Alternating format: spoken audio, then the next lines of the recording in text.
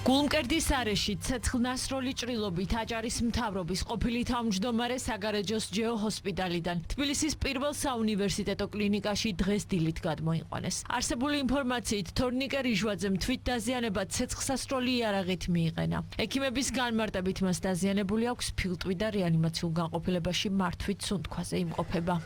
მდგომარეობა შემოსწას იყო საკმაოდ მძიმე, ვინაიდან კლინიკურად სახეზე იყო ტრაუმულ-გემორაგიული შოკის კლინიკა.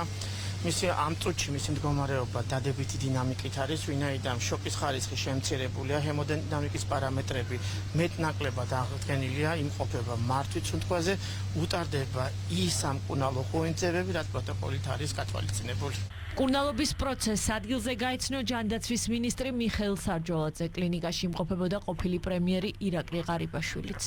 ყველაფერი, რაც აუცილებელია სიცოცხლის გადარჩენისთვის, ჯანმრთელობის შენარჩუნებისთვის უკლებლივ ყველაფერი უკეთდება ბატონ თორნიკეს.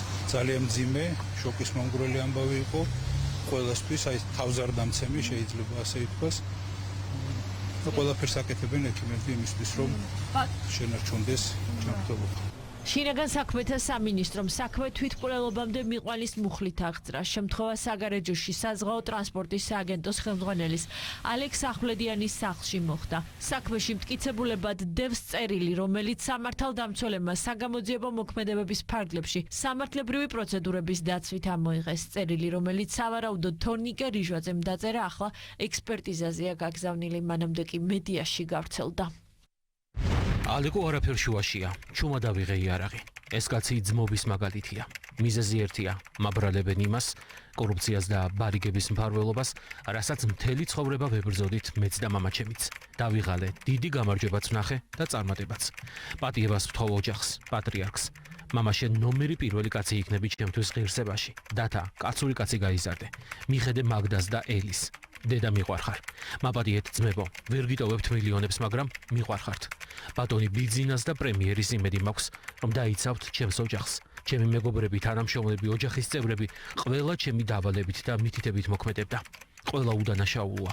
ჩემი სიცოცხლით ვაგებ პასუხს. გთხოვთ არ გამკვეთოთ და არც არავინ დაადანაშაულოთ. ჩემი დაწერილია და არავისთან პრეტენზია. ღმერთი ფარავდეს ჩემს საყვარელ აჭარას და საქართველოს. იარაღი, რომლითაც თორნიკე რიჟვაძემ შინაგან საქმეთა სამინისტროს ინფორმაციით თვით დაზიანება მიიყენა, ალექსი ახვლედიანს ეკუთვნის. პოლიციამ ახვლედიანი იარაღის დაუდევრად შენახვის ბრალდებით მალევე დააკავა. მის სახლში კი საგამოძიებო მოქმედებები მთელი დღის განმავლობაში მიმდინარეობდა. შემთხვევის ადგილზე იმყოფებოდა შინაგან საქმეთა მინისტრიც. მიმდინარეობს საგამოძიებო მოქმედებები. მეც ვერაფერს ვერ გეტყვი. რა მუხლით არის დაწყებული გამოძიება? სისხლის სამართლის კოდექსის 115 და 238 მუხლით. ალექს ახვლედიანი ზაჰესის დროებითი მოთავსების იზოლატორშია გადაყვანილი.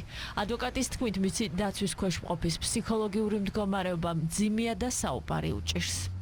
ხანმოკლე ვიზიტი მქონდა, გამომდინარე იქიდან, რომ რთული ამ ადამიანთან ახლა საუბარი ისეთი სტრესი აქვს მიღებული. ადამიანს ვერ დაველაპარაკე, უმძიმესი სტრესული მდგომარეობა აქვს. ამიტომ კითხვაც ვერ დაუსვი. თორნიკე რიჟვაძე თბილისის პირველ საუნივერსიტეტო კლინიკაში რჩება. მისი ჯანმრთელობის მდგომარეობა სტაბილურად მძიმეა. საგარეჯოში საგამოძიებო მოქმედებები კი უწყვეტ რეჟიმში მიმდინარეობს.